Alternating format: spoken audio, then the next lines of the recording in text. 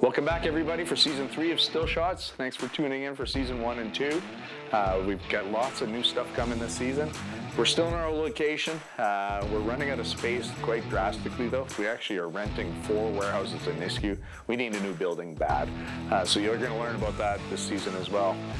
In the last season, too, you saw that we were looking at a piece of property over at the International Airport.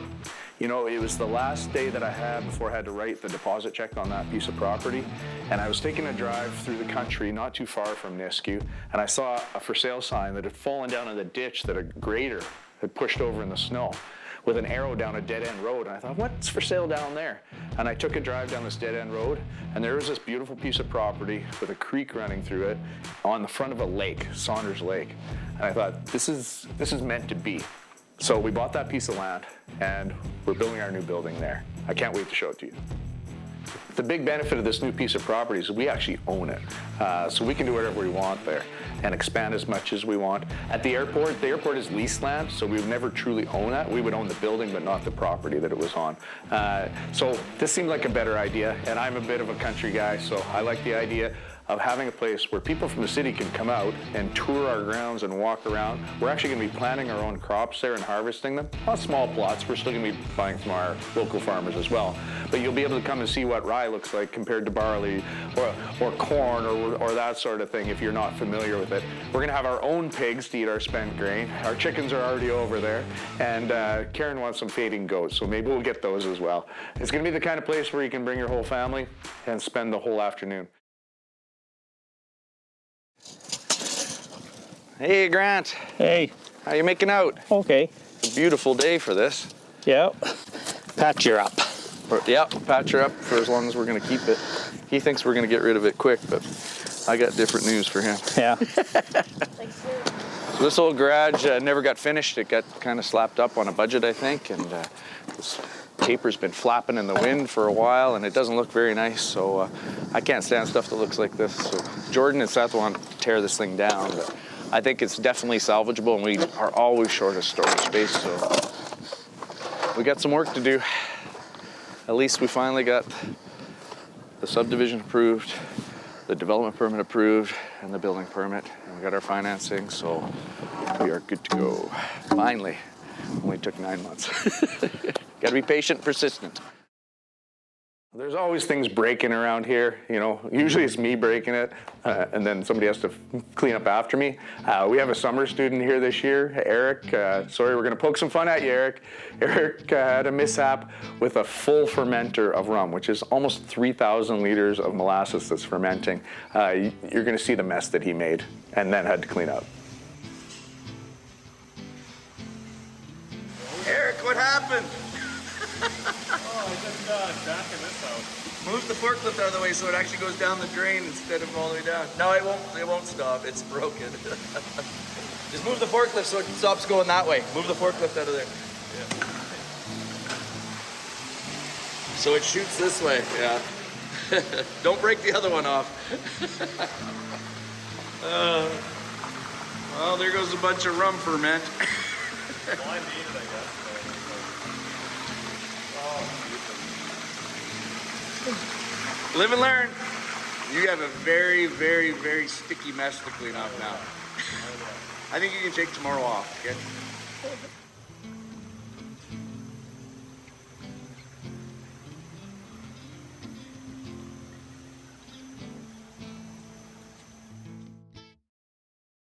When we make this pickled horseradish vodka, you know, we've got Chris Curry's recipe. And we were going to the grocery store and buying horseradish, but one of Karen's assistants at the dental clinic, Helen, and her husband, Rick, they go out and dig wild horseradish every year. I didn't even know it was something that existed here. So they've offered to take us out and find some horseradish. They say it grows in the ditch a lot, which, so apparently we're going out by Kalmar. They say there's some actually on some of the overpasses on the south end of the city too. We're gonna find out what wild horseradish looks like and learn how to harvest it. It's a beautiful sunny fall day, and we're here with Helen and her husband Rick. You guys have seen Helen before, working at the dental clinic with Karen. And we promised in past episodes, actually you had promised in past episodes, to take us out and dig wild horseradish for our pickled horseradish vodka that we make. Now, I've had the stuff that you guys make and can, and it is hot.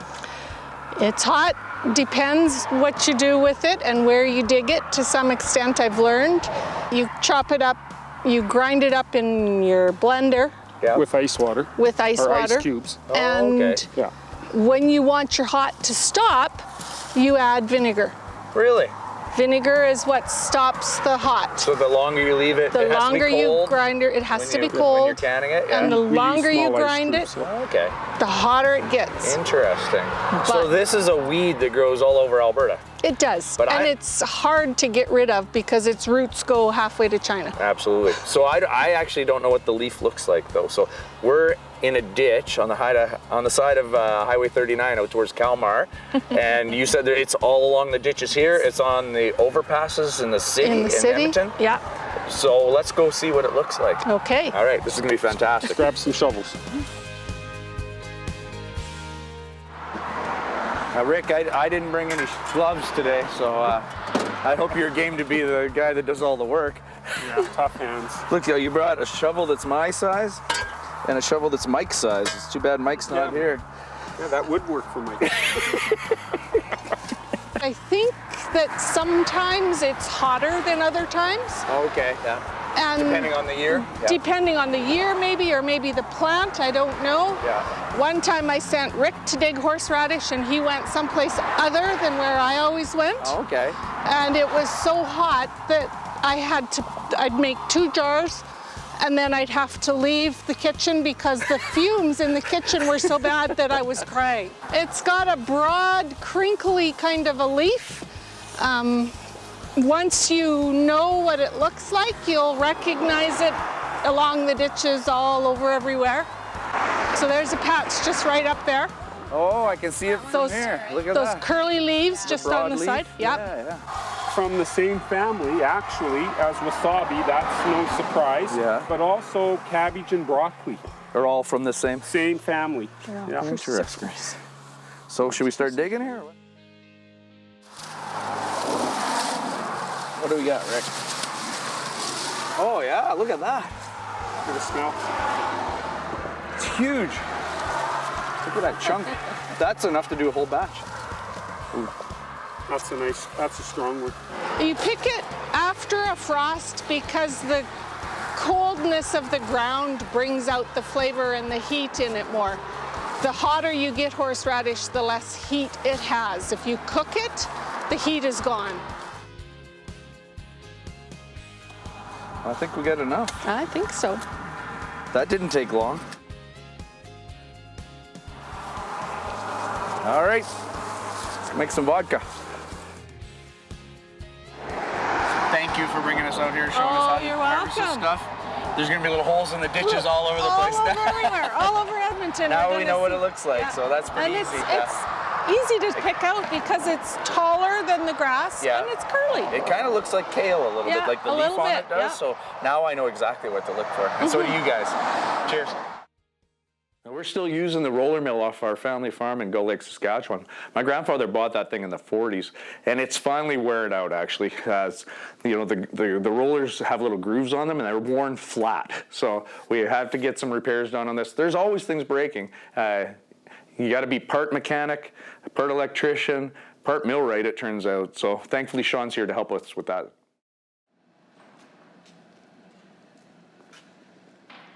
Sean boy, what do you got going on here? Oh, just fixing the old grinder here, bud. You know? She was pretty wore out. Yeah, well, Grandpa did a lot, eh? You did. So these rollers were completely flat. They had no grooves left on them at all.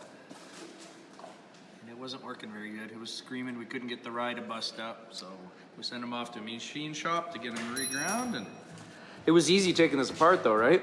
Yeah, wasn't bad. Every bolt on it was seized, wasn't it? A little rusty, but nothing like a little elbow grease to get her done. Absolutely. Cool. We'll be grinding tomorrow? Be grinding tomorrow. Excellent. Have I got the Sean guarantee on this one? You got it, buddy. All right.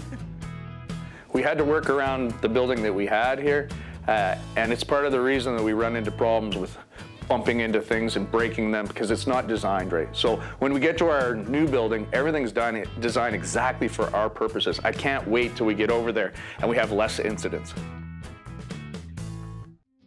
We get approached probably 10 to 20 times a day for donations, as every small business in the area does. And we have a policy that we say yes to everybody, but we also have a policy that we don't pay cash donations. So if somebody's coming here looking for a sponsorship, we usually give them a certificate for a tour and tasting for a group of 30 people, or a bottle for a silent auction or something like that. And when we got approached by Team Sturmey, local curling club that's on the up and come, they had a pretty big ask, and we needed some help with some labor. So they actually came in and bottled for us, and we kind of paid them for their time. And I feel happy about being able to do that. When I was a kid, we didn't get anything without having to work for it. And I think we need to continue to pass that mantra on to the next generation. We're here today with Team Sturmey, curling team that we actually sponsor at the distillery. Boys, tell the people about your team a little bit and how long you've been together and what kind of success you've had to date. So the vast majority of us have been together for probably about the past 3 or 4 years in one capacity or another. Last year we were fortunate enough to represent Canada at the Winter Universiade Games, bringing back a silver medal for our country. And this season we're competing in Alberta and across Canada, and we're looking to make a splash on the big scene. Now it costs money to go to these tournaments, doesn't it? Yeah. Especially when you're traveling all over the place like that. So that's kind of why we're working with these gentlemen a little bit, and they were looking for a donation, and we don't donate money very often, but we like to donate products, or we like to donate experiences. So we had a pretty good event at the distillery for you guys, eh? Yeah, we did. Jeff and the guys basically provided space for us, provided food. We threw a big fundraiser party out there. It was awesome. That raised a lot of money for our team, helping support our equipment, entry fees, travel, all that kind of stuff that costs a lot of money to go do this. So we're really grateful to have sponsors and people like Jeff around to help us out. So today we're at Avenir Curling Rink, right by Nate in Edmonton. What's this bonspiel that you're participating in here? So this one is the Avenir Cash Spiel, so it's an event on the World Curling Tour. So far we're off to a pretty good start. We won our first 3 games, and we play our last round robin game today. And playoffs happen tomorrow, so looking to rattle a couple more off, get some points, climb up the rankings a little bit, and make some money. Sounds good, and that money would go towards more of the travel, I assume. Yeah. Now I see some other U of A jackets here. Is there more than one team that's represented from the U of A? I used to curl quite a bit myself, actually, even right back in high school. But when I was in high school, the ladies' team was the World Junior Champions. Actually, they were called. Really? So you had some stiff competition. It was some sisters, the Funky Foursome they called them, the Funk Sisters. And every time that we practiced against them, they absolutely destroyed us. So I hope you're not that mean to the younger team at the U of A. Well, gentlemen, wish you all kinds of luck in the tournament here, and we're going to continue to support you in everything you're doing. Sounds good. Thanks, Jeff. Cheers. You bet. We always seem to do well when we stand out from the crowds. We wanted to do that with this building. So it doesn't look like your standard distillery. It actually is designed to look like an old Western town. I was through town in Seven Persons, Alberta, in southern Alberta, and they've got a strip mall that they've kind of chopped up, and part of it is it looks like a big grain elevator. I thought, what an amazing idea. So I'm sorry, Seven Persons, I stole your idea. So we have a grain elevator that's attached to a general store, that's attached to a bank, that's attached to a 2-story saloon. And the production part is in one end of the building in storage, and the other end of the building has a retail store. It has a tasting room with a kitchen, and the upstairs is an event space in the saloon that'll hold up to 150 people. So we're gonna be able to host weddings and corporate events and things like that. There's a wraparound patio on both the bottom and the second level of that saloon area that looks at the lake. Nice grass courtyard, and we've had some discussions with AGLC. It looks like they're going to let us license the whole grounds if we put up proper fencing and proper security and cameras and things like that. So it'll be the first time that's ever been done in Alberta. We're breaking the mold. It's exciting. Today's been a long time coming. We're having our groundbreaking ceremony for our new building finally.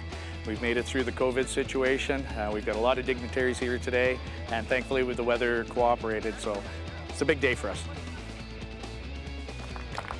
Well, thank you everyone for coming out today. Beautiful day.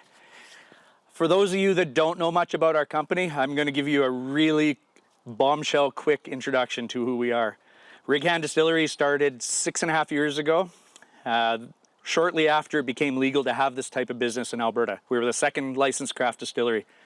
I haven't slept in 6.5 years, and neither have any of my team. And now we're the largest craft distillery in Canada. We also teach courses for other people that want to enter our industry. We sell equipment. We offer consulting services to help other distilleries start up because we don't see them as competition. We see them as brothers in arms. So we wanted this place to be the big showcase. And where we're located now is in Nisku Business Park. And we're in an old oil field building that we've retrofitted to fit our needs. But it's not exactly what you picture when you think about a distillery in Scotland with the rolling hills and the cattle grazing in the field and the stream running into the beautiful lake. That's what this place is. I'm getting a little emotional. This has been a dream for a very long time. We bought this property 2.5 years ago, and we finally now, after a bunch of delays, are able to break ground literally today. These machines aren't here just for a picture. These machines are going to be digging tomorrow. So we're very excited about that. The building that we're building here looks like Fort Edmonton Park, the design of it does. So where I'm standing right now would be a grain elevator that's 3 stories tall, attached to a sheriff's office, attached to a general store, attached to a 2-story saloon. In this end of the building will be all our production and storage. In the far south end of the building, where the saloon is, the upper floor will be a giant room for events for up to 150 people, whether it be corporate events or weddings or that sort of thing. And the bottom floor will be a tasting room, a place where you can get some food, and also a retail store in our office space. We want this place to be a place where people from the city can come out and see a working farm distillery. It shocks me how many people don't understand where their food and drink comes from. We've partnered with a couple of Métis ladies on this product right here. The 2 ladies, one of them is a school teacher. The other one has written a book about Indigenous plants of Alberta. And so we've created an inner city school program to teach these kids how to farm. There's going to be a community garden here where we bust them out and teach them how to farm. And about 90% of these kids are Indigenous. And as a secondary portion of the garden, we're actually transplanting Indigenous medicinal plants onto this property. And we'll be able to take walking tours and teach them about the traditions of those plants. This product and this beer that Angus makes, we take our portions of the proceeds from the sales of these cans and we donate them to the Murdered Missing Indigenous Women's Fund. These type of initiatives that we spearhead and donate to are things that you don't see companies like Smirnoff or Seagram's or those big corporations do. It's what makes our company different.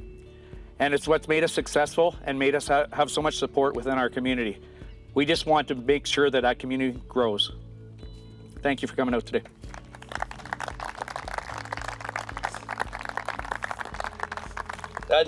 When I was saying how many people had helped us as well, I neglected to mention the most important people, and that's my family. So,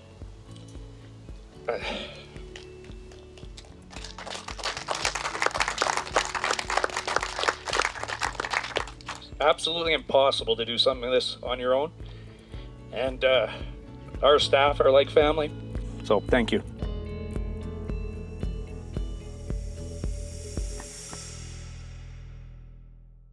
One, two, three. Oh, it's hard.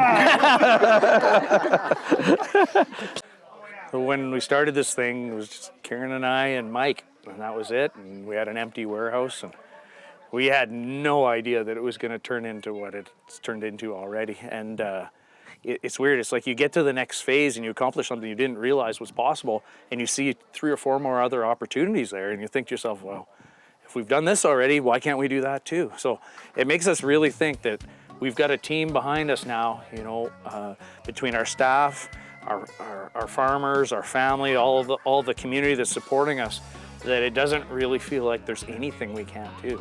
So through the season, the main focus of what you're gonna see is this kind of equipment and these people get to work like Albertans do and completely transform this landscape into a farm-to-flask agritourism center that's going to be a gem for Western Canada.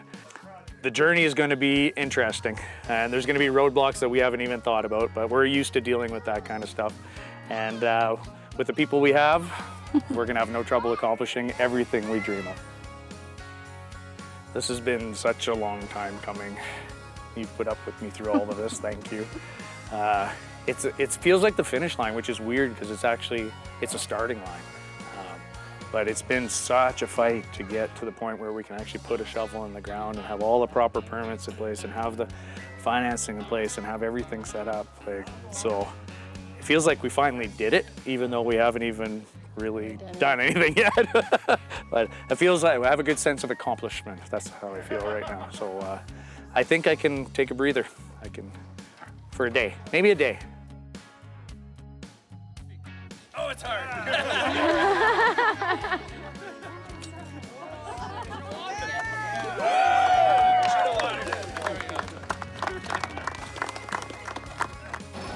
How come your brother always gets to do all the fun stuff?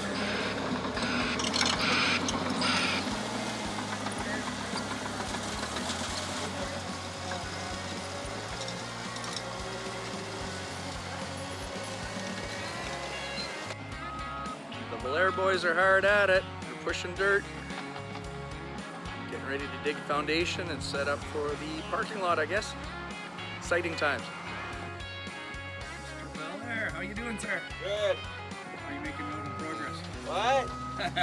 How's progress coming? Excellent. So just stripping topsoil right now? Stripping the topsoil, setting the good stuff aside, filling in the holes with the not so good stuff, and then we'll start digging a hole. That's good. Is there clay under that topsoil? Eventually. Got a ways to go yet. Ah, a little bit. I saw Jordan was out here yesterday doing some test holes with some pilings. Yeah.